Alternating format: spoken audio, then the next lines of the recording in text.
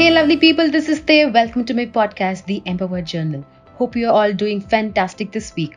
My goal through this podcast is to empower and give you the complete ownership of your well being and reach your potential. And most importantly, thank you for all the amazing responses. So now you can listen to the Empower Journal on Spotify, Google Podcast, Breaker, and Anchor FM. I hope you have downloaded and subscribed the same. So just like my previous episode, I would like to go with your choices about the topics. So without much delay, let me get started with a question for the week, and it goes like this.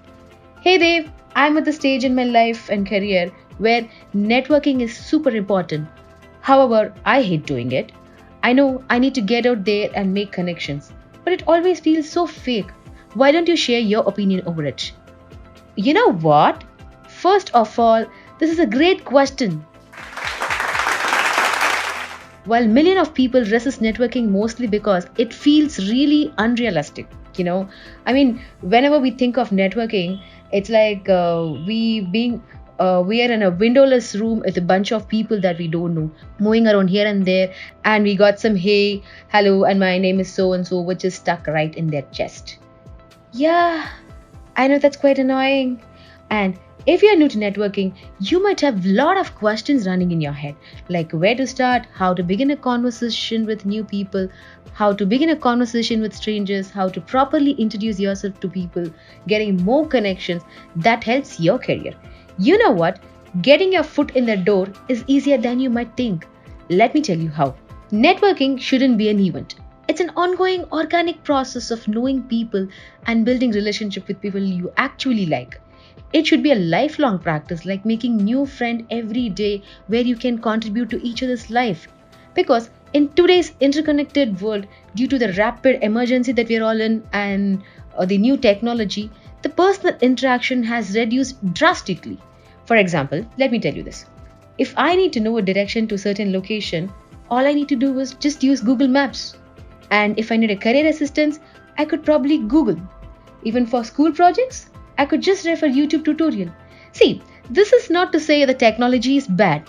In fact, I love technology, and that's what my job is about.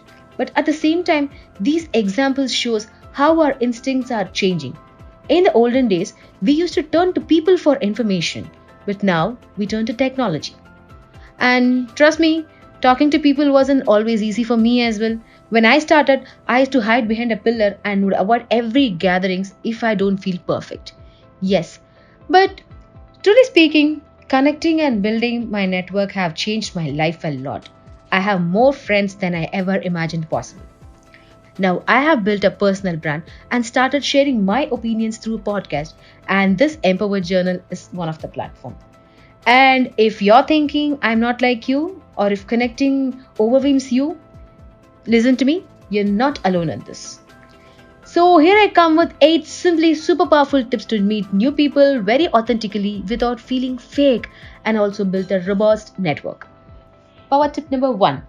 Giving versus getting. Please get into the habit of giving before expecting or receiving anything from people. One of the biggest networking mistakes people make is jumping the gun when asking for a favor. I can't emphasize this enough. If you want to form a relationship with another person, you first need to show them how they will benefit from you. So, when can you comfortably turn the tables and ask for help? It's a judgment call, and I'll leave it to you. But seeking favors too early can turn your contacts off. So think of networking like a bank account. You have to make deposits and shore up social capital before making any withdrawal. Power tip number 2. Ask for strategic introduction. If there is a person you're hoping to connect with, please do some Facebook, Twitter, LinkedIn surfing to see if you have a contact who knows that individual directly or anyone in common. And if you can find it, a third-party endorsement will make you stand out and lends you credibility. And the more credibility you have, the more likely that person will trust that you are worth their time. Doing your homework shows a sincere interest in the other person as an individual and not just as a business content. Because remember this, you can't suddenly message a friend asking for a help whom you haven't spoken for ages. They might not want to recommend you to their employer. Maintaining a pleasant relationship with your extended network at all times, even just by sending a hi or a short text, is the best way to make sure they are willing to help when you need them. Power tip number 3, don't just collect cards. In the game of networking, You're going for quality, not quantity. So simply focusing on piling up business cards will always backfire. I would like to recall one of my experience. I met a young woman who claimed to be a pro networker a couple of years back. She and her business partner would split the room in half, collecting as many cards as possible. They would then enter all the info into a database and start emailing their new contacts. Basically, they're spamming people. In order for your relationships to become more robust, you need to ping your network on a regular basis, and just by spamming with cards will definitely do not help. So, power tip number 4, listen more than you talk. As the saying goes by, it is also tweetable. We have 2 ears and 1 mouth, so we can listen twice as much we speak. Remember, the most interesting people to talk to are the ones that are really want to know about us, isn't it? A person who is talking is giving away so much of information often than or he or she intended. A person who is listening is receiving information. So now think, who gets the best deal in that exchange? Yes.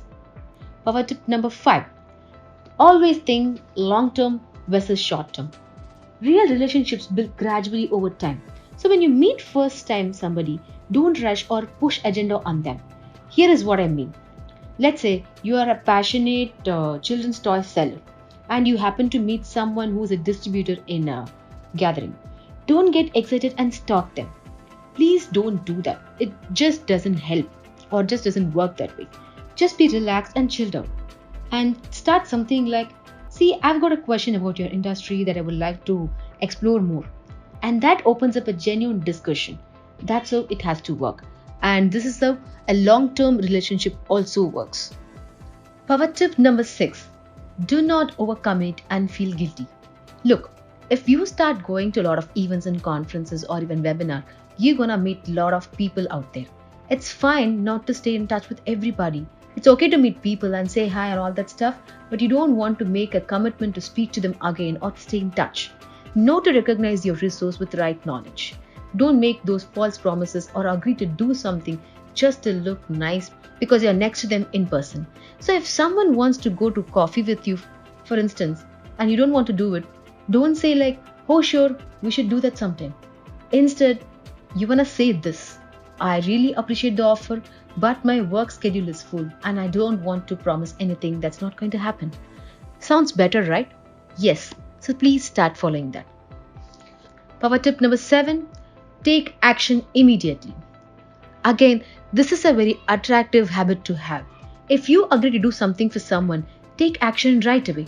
So if you're going to make an email intro, just take your phone and get it done right there on the spot, instead waiting till you get home. Taking action right away is an awesome habit to build. Plus, you won't pile your work to do for yourself after you get home. And here we come to the last power tip, number 8. Only go to things that excites you.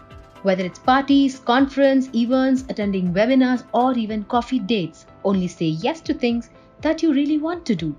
Your goal is just to connect and make friends, otherwise you will come across as a fakey person. So I hope you enjoyed these tips. Now I would like to hear from you. Take a moment and really think about where did some of the best business connection in your life has come from. Was it traditional networking or by the way or by some other way? And do you follow any do's and don'ts to be that non-fake networking person? Tell me more about it. So if you like this podcast, subscribe and stay tuned with me for more journal. I'll catch up with you again soon. Start on your game and keep going for your dreams. The world needs that. I'll see you on the next podcast. Nandri.